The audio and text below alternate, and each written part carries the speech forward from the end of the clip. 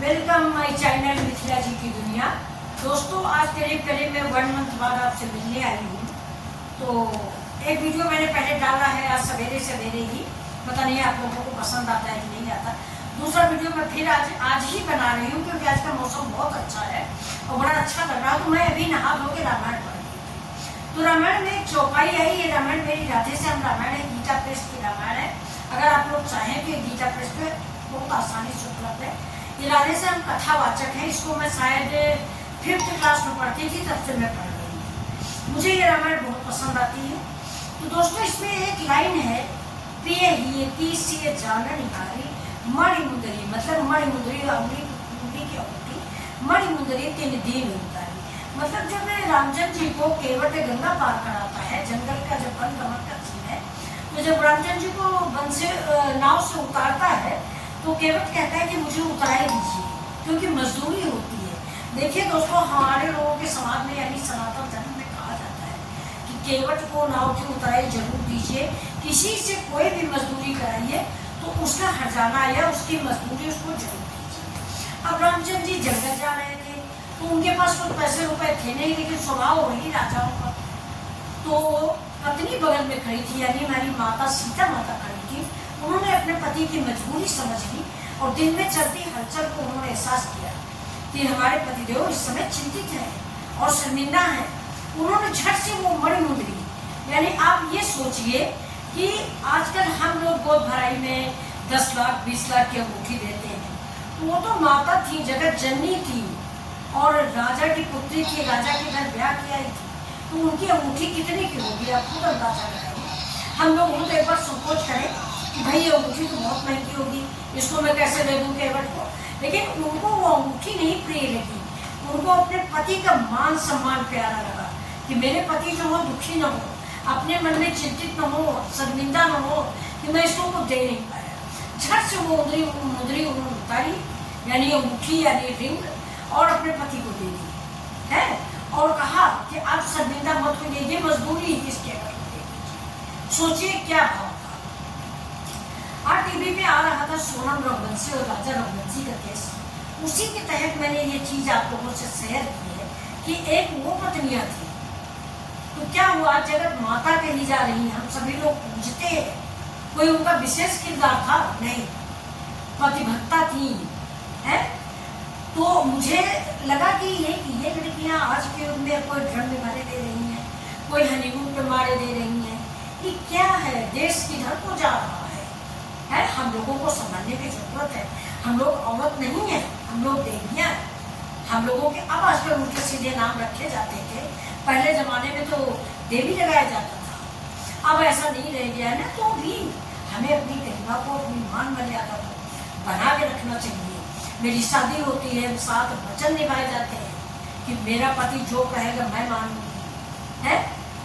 ये उसमें प्रेमी है या बॉयफ्रेंड है, जो भी है, भाई आपका शादी के पहले कुछ भी रहा हो उससे अब मतलब नहीं है। अब आपने साथ भावने ली, आप किसी के प्रति जिम्मेदार हैं, किसी के लिए आपने कस्में खाई है, किसी के लिए आपने वादे निभाने आपको, तो आपको सब कुछ पिछला जीवन भूल जाएगा, नए सिरे से स्टार्ट कर। लड़के के पास एक जीवन होता है, लड़की के पास 2 जीवन होते हैं। लड़के के पास एक ही जीवन होता है, अगर आप मानो है, आपने लड़के ने किसी से प्यार किया, आप ब्याह की नहीं तो घर वाले ही बता देंगे, या 1-2 साल में आपको खुद ही पता चल जाएगा कि हाँ मेरे हस्बैंड का कहीं प्यार था। आप किसी दूसरा जिले, किसी दूसरे प्रांत में ब्याह की देंगे, आपके मायके में आपके क्या संबंध थे, अगर कोई लड़ाई झगड़ा है, कोई बवाल नहीं है तो किसी को पता ही नहीं चलेगा। लेकिन आपको उस घर की इज्जत और उस घर की गरिमा को निभाना है। तो भाई मेरा अपनी बेटियों से यही रिक्वेस्ट है कि ये सब कुछ भूल जाइए, जिससे आपने भावने भूली है उसके प्रति आप नियोजित रहिए और उसको आप अपना सर्वस्व समझिए। पति परमेश्वर होता है, पति भगवान का रूप होता है, वो आपके लिए कमाता है, आपके बच्चों की परवरिश करता है, आपके सारे सुख सुविधाओं की गारंटी देता है जो उसकी औकात है। मतलब ये भी नहीं कि नहीं भाई वो राहुल गांधी है आपको सब कुछ दे देगा, नहीं, जो उसकी स्थिति है उसको आपको खुश रखना चाहता है और आपके लिए यही बहुत बड़ी बात है। तो मेरी तो अपनी बहनों बेटियों से यही रिक्वेस्ट है कि सोनम नहीं बनिए, मेरे की खुशबू क्या नाम है, नाम भूल गया, मुस्कान, वो मत बनिए, ऐसे हजारों के सामने तो वो मत बनिए। और महिला जाति को यानी औरत जाति को कलंकित मत कीजिए।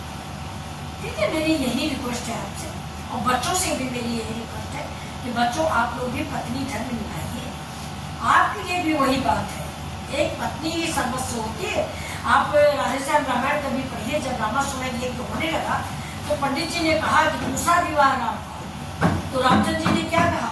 रामचंद्र जी ने कहा नहीं, समुद्र पृथ्वी में विलीन हो जाए, चंद्रमा तारे सब समुद्र में गिर जाए, पृथ्वी उथल पुथल हो जाए, लेकिन राम का दूसरा विवाह नहीं होगा। मैंने पंचों में जिसका हाथ पकड़ा वही हाथ मेरे लिए सर्वस्व है। तो क्या होता है, सोने की सीता बैठाई जाती है वह मांग में, तब जाके रामाश्वमेध यज्ञ पूरा होता है। तो रामचंद्र भी पत्नी व्रत वाले थे और इधर सीता माता भी पतिव्रता थी। तो हमारे बच्चों को भी जो भी अपने बचपन में गलतियां की उनको भूल जाइए।